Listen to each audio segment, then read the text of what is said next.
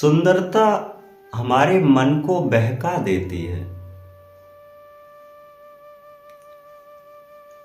जब हमारा मन बहक जाएगा तो क्रिया योग नहीं रहता। मन बहकावे मन भटके, मन से फिर ना होए, उसी में मन लग जाए जो सुंदर रूप दिखाए। सुंदरता हमेशा मन को बहकाती है, मन को भटकाती है।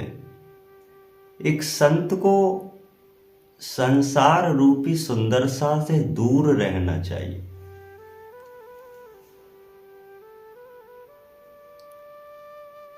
जो वास्तविक संत होते हैं वो अंत ही होते हैं।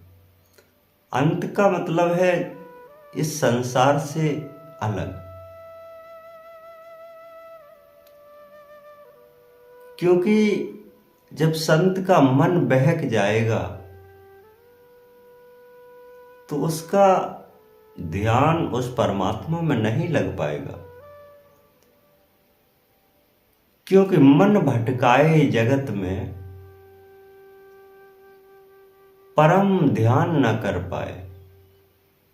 परमात्मा से हूं भले तत्पर ऐसे ही रह जाए। क्योंकि हमारा मन जब बहक जाएगा तो हमारा मन फिर उसी में लग जाएगा जिस वस्तु को हमने देखा है। फिर मन के विचार उठते हैं। ठहरे हुए पानी में अगर हम एक डेला अगर मार दें तो उसमें तरंगें उठ जाती हैं। ऐसे ही शांत मन में अगर किसी सुंदरता को आपने देख लिया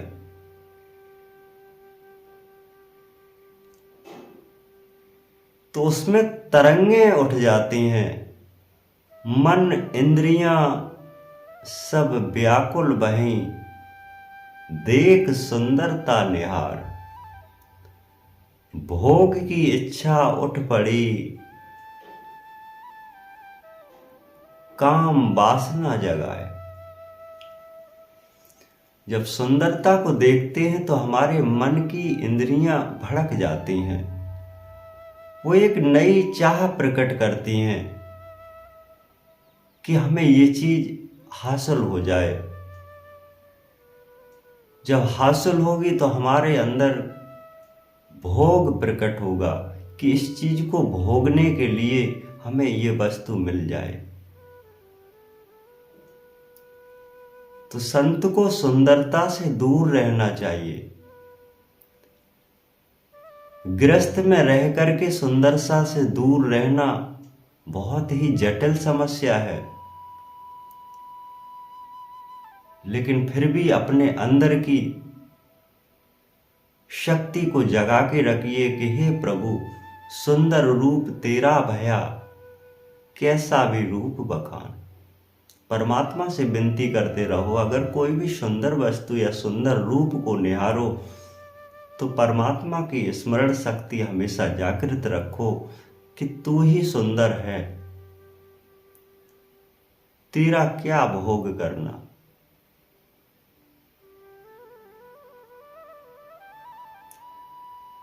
क्योंकि अगर इस चीज को आपने बचा लिया, क्योंकि ये ब्रह्म है, ब्रह्म को जो लोग संभाल लेते हैं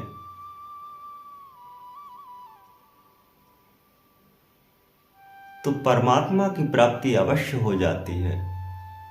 ब्रह्म को जो लोग बिगाड़ लेते हैं वो फिर साधक नहीं है।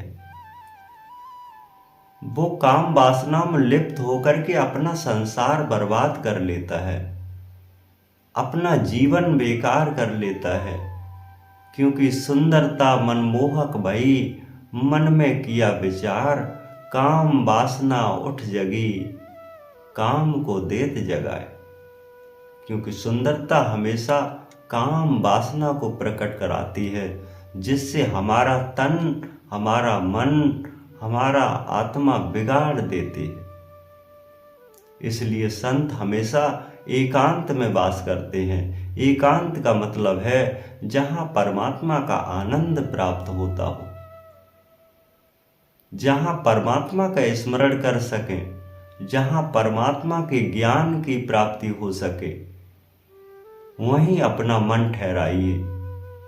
चाहे घर हो या बैराग हो, चाहे वानप्रस्थ हो, चाहे गृहस्थ आश्रम हो, कोई भी आश्रम क्यों ना हो, लेकिन मन की विक्रियाओं को हमेशा जो लोग शांत रखते हैं वही तो संत है।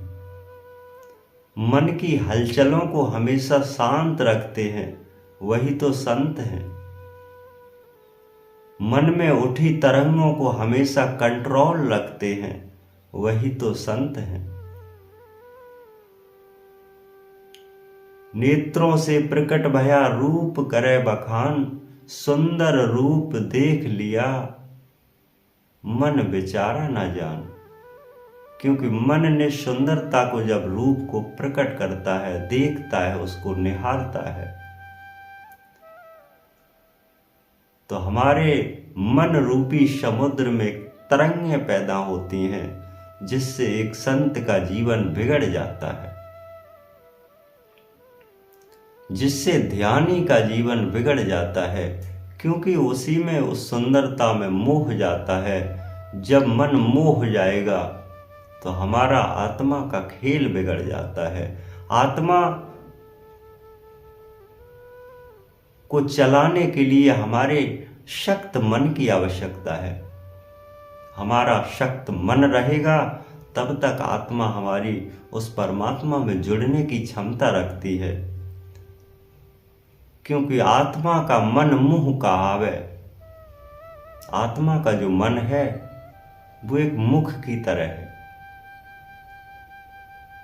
ज्यों रूप जावे, ज्यों ज्यों हमारा आत्मा चलेगी, मन चलेगा, उधर ही हमारा आत्मा चलेगी। क्योंकि हमारा आत्मा का खेल विचित्र है। बिना मन के आत्मा को हम भक्ति में नहीं लगा सकते हैं, भक्ति में नहीं जोड़ने सकते हैं। क्योंकि सबसे पहले शुरुआती जो कदम होता है वो मन का खेल होता है। मन को संभाल ले, मन व्यर्थ ना गवाए, सुंदरता निहार ले, परमानंद कहा है। परमानंद का मतलब है परम आनंद की प्राप्ति वही करता है जो सुंदरता से दूर रहता है। अपने पिया की सुंदरता, जो आत्म ज्ञान पुकार, जिसने भेद प्रकट कर लिया, वो दूजा कोई न दिखाए। अपने आत्मा के पिया को सुंदरता में निहार ले। आत्मा और परमात्मा के भोग को भोगने दे। यही तो सुंदरता की पहचान है। संसार रूपी सुंदरता से मन बहकता है, मन भटकता है। आत्मा परमात्मा रूपी सुंदरता से आत्मा शांत होती है। दोनों का भेद यही है। पिया मिले जब रस मिले, शब्द स्वरूपी रंग जाए, रस रंगत भेद कहावे, परम पिता मिल जाए। एक परम जो पिता होता है, इस संपूर्ण सृष्टि का जो पिता होता है, वो आपकी आत्मा को जब मिल जाता है तो आपका मन शांत होता है। तो मन शांति के लिए आप परहेज करें।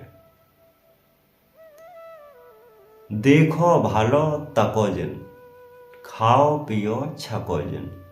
सब कुछ देखो भालो, लेकिन जो निगाहों का खेल है उनको कंट्रोल रखो, उनको सीमित रखो। ये नहीं कि आपने देख लिया और मन में तरंगें उठ पड़ी कि हमें यह भोग के लिए चाहिए, फिर तो बस आपका मन बिगड़ जाएगा, आपकी आत्मा जहाँ जाना है वहाँ पहुँच नहीं पाएगी। आप हमेशा अपने मन को संभालो जिससे आपकी आत्मा का कल्याण हो। हमेशा सत्संग से जुड़े रहिए, सत्य ज्ञान की प्राप्ति हो। सत्य गुरुदेव।